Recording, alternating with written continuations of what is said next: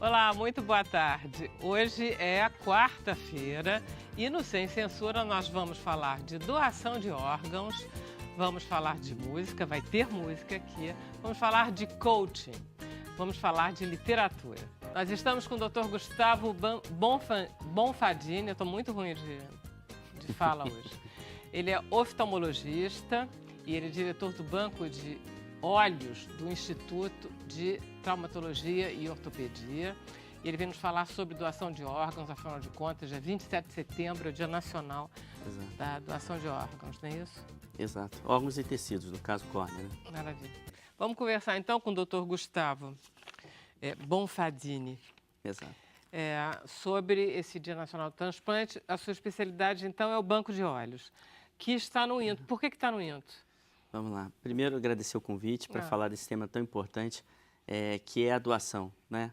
Quando a gente fala de doação de órgãos e tecidos, no caso, órgãos seria coração, fígado, rim, e tecidos, por exemplo, osso, ligamento, pele e a córnea. Eu sou médico oftalmologista, a minha área de especialização é transplante de córnea e eu sou responsável técnico pelo Banco de Olhos aqui do estado do Rio de Janeiro. Então, é importante a gente falar sobre a doação. Esse mês de setembro e amanhã, dia 27, que é celebrado o dia de São Cosme e Damião, porque pela Igreja Católica há uma lenda, né, há toda aquela história de que eles seriam os primeiros médicos a terem feito o primeiro transplante, né, segundo a Igreja. E aí se celebra também essa data amanhã do dia da doação, né, de órgãos e tecidos. No estado do Rio de Janeiro, a gente já chegou a ter uma época que a fila de transplante de córnea, por espera por um transplante, era quase 10 anos. Caramba! E aí você tinha que sair do estado ou até do país para poder receber um transplante.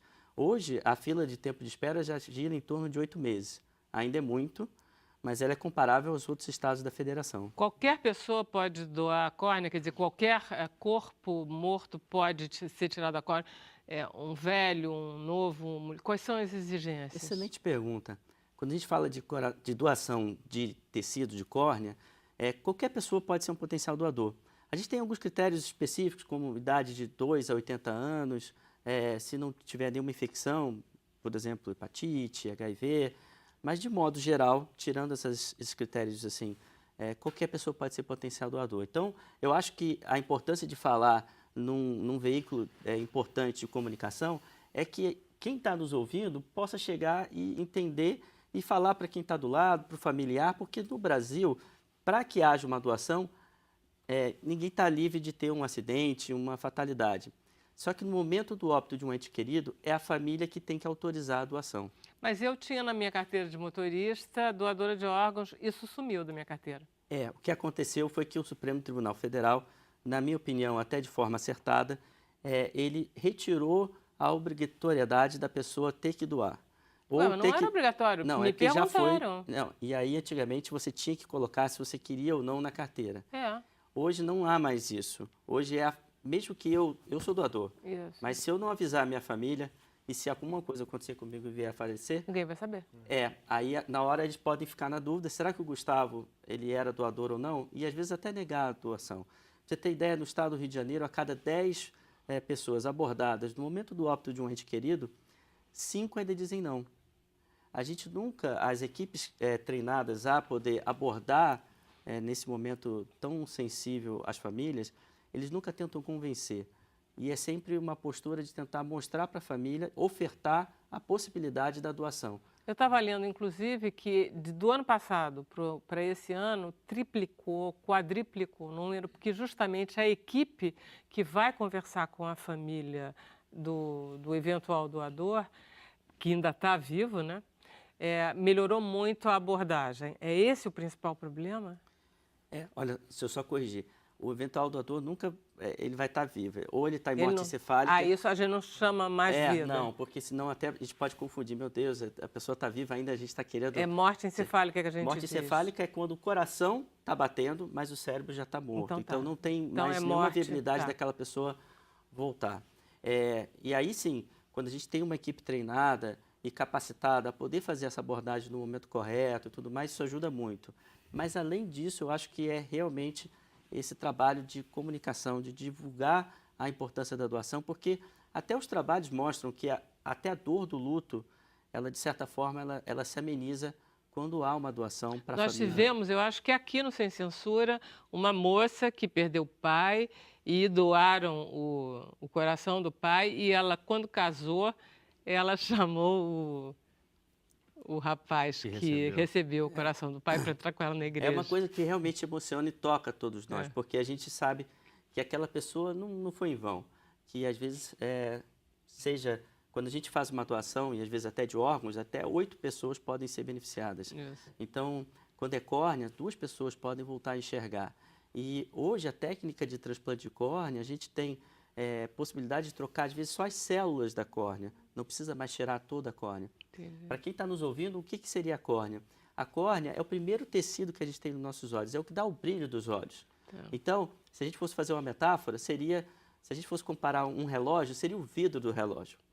Então, é isso que quando ela está deformada ou pacificada, a gente possibilita trocar. Quais são as doenças que danificam a córnea a ponto de necessidade de um transplante? Excelente pergunta. No Brasil, as principais doenças é o ceratocone, onde a córnea fica no formato de um cone deformado. A gente já teve falando disso aqui. É muito comum no nosso meio, infelizmente. E aí eu faço um alerta para a população. Quem tiver algum familiar que coce muitos olhos e tem alergia ocular, é importante levar um médico oftalmologista, porque o fato dessa pessoa coçar os olhos já está comprovadamente que ele pode desenvolver o ceratocone. Nós fizemos esse ano a campanha Não Coce os Olhos. Não coce os olhos. Isso é muito importante. Às vezes a gente vê uma criança, um adolescente, até um adulto jovem, coçando os olhos de forma corriqueira e às vezes acha que isso é normal. Não, não é normal. Não precisa passar por uma avaliação médico-oftalmológica, porque isso tem tratamento. E às vezes a gente pode prevenir que esse paciente evolua. Eu tenho pacientes com ceratocone que são médicos e que, num certo tempo da vida, começou a desenvolver uma alergia, coçar os olhos e desenvolveu o ceratocone. Então, assim, dá para prevenir. Outra doença que é muito comum no nosso meio é a distrofia de Fuchs e a ceratopatia bolhosa. E os traumas oculares, porque, infelizmente, no Brasil, o uso de equipamento de proteção individual não é sempre utilizado no trabalho. Então, às vezes, a gente vê prego no olho, coisas que seriam evitáveis se ele estivesse usando um óculos de proteção. Isso acontece mais do que a gente pensa, então, esse tipo de acidente? Infelizmente, assim, eu já trabalhei no Hospital Souza Aguiar, que fica aqui no Rio de Janeiro, e eram quadros que a gente via que eram preveníveis se o paciente estivesse usando um óculos de proteção. Fala, Bruno. Não, surgiu uma outra dúvida em relação à cegueira, assim, uma pergunta completamente leiga. Tem alguma possibilidade com o transplante de córnea? Não. Não, mas a pergunta é muito importante. Segundo a Organização Mundial de Saúde, os problemas, quase 280 milhões de pessoas sofrem de alguma deficiência ou cegueira visual. Isso é praticamente 5% da população. 90% desses indivíduos estão em algum estágio não tem tantos recursos para poder procurar, às vezes, um atendimento médico. E 80% desses indivíduos poderiam ser preveníveis com ações de prevenção ou até mesmo, no caso, um transplante de córnea. E aí, quando a gente vai das causas de cegueira, a primeira é a catarata. Todos nós, um dia, provavelmente desenvolveremos catarata, porque é o envelhecimento do cristalino, que é uma lente natural dos olhos. E a segunda causa são as doenças da córnea. Então, por isso que é importante a gente falar não só das doenças e como preveni-las, mas também sobre a doação. Porque esses pacientes vão precisar, muitas vezes, de uma doação, de um transplante de córnea, só que sem a doação, sem a gente divulgar para os amigos e para os familiares que a gente é doador, às vezes, lá na frente, a família não vai saber que a gente é doador. Tem como fazer um documento? Não, nada. É só a gente avisar os familiares. Hoje, até nas redes sociais, eles têm plataformas. Vocês podem falar aqui o nome da rede social, claro, por exemplo, no Facebook. Você consegue dizer lá que você é doador de órgãos e tecidos. Isso ajuda também. Não, porque a gente podia levar no celular. Pode doar meus órgãos, sei lá, alguma coisa assim. Mas dependendo da religião, da família, por exemplo, a pessoa às vezes quer doar, mas a família na hora não vai permitir. Né? A pergunta que a gente faz muitas vezes quando aborda a família é: você chegou a conversar em algum momento sobre se ele era um doador ou não? E na maioria das vezes esse assunto nunca foi tocado. Então, quem estiver nos ouvindo, eu faço um convite. Fale hoje no jantar com seus pais, com seus amigos, no final de semana, sobre o assunto, sobre o tema. E diga se você é ou não é e converse. Aqui a ideia não é convencê-lo a ser doador, mas é mostrar que um gesto de amor pode ajudar outras pessoas E além disso, a nossa história não vai acabar aqui, né? Vai continuar em outros corações, em outras pessoas, em outras córneas também. É isso mesmo. A grande necessidade de transplante de órgãos é de que tipo de órgão? É córnea? Ou é coração? Quando a gente fala em transplantes de órgãos, a gente provavelmente nunca vai conseguir zerar a fila de coração, de fígado, de rim, porque são de todo mundo que vai morrer, apenas 1% vai ter a morte encefálica, que é o coração batendo e o cérebro, infelizmente, já sem atividade.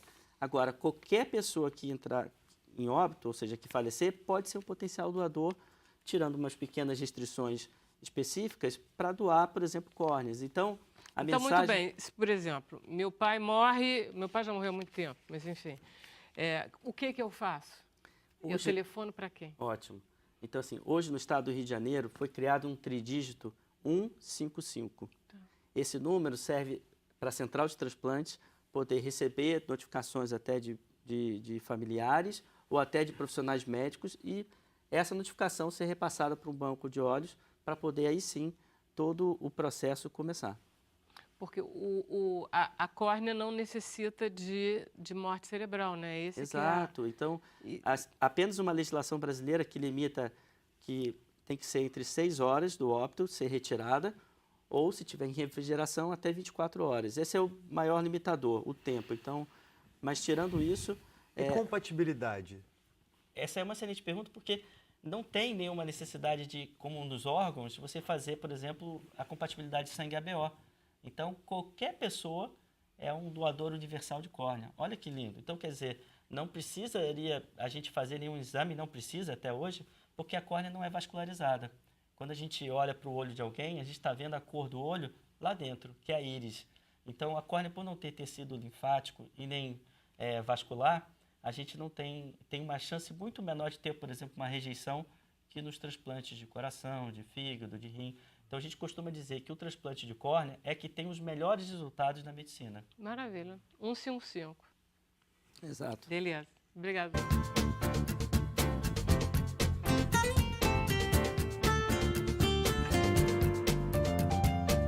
É incrível que pareça, né? O programa só tem homem, tá bom. Coisa extraordinária isso. Vamos perguntar para o Bruno como estão as coisas. Olha aí, Vera, a Sandra do Meyer, ela tem ressecamento nas mucosas, inclusive ela usa colírio e tem 71 anos. Por conta desse ressecamento, ela pode doar?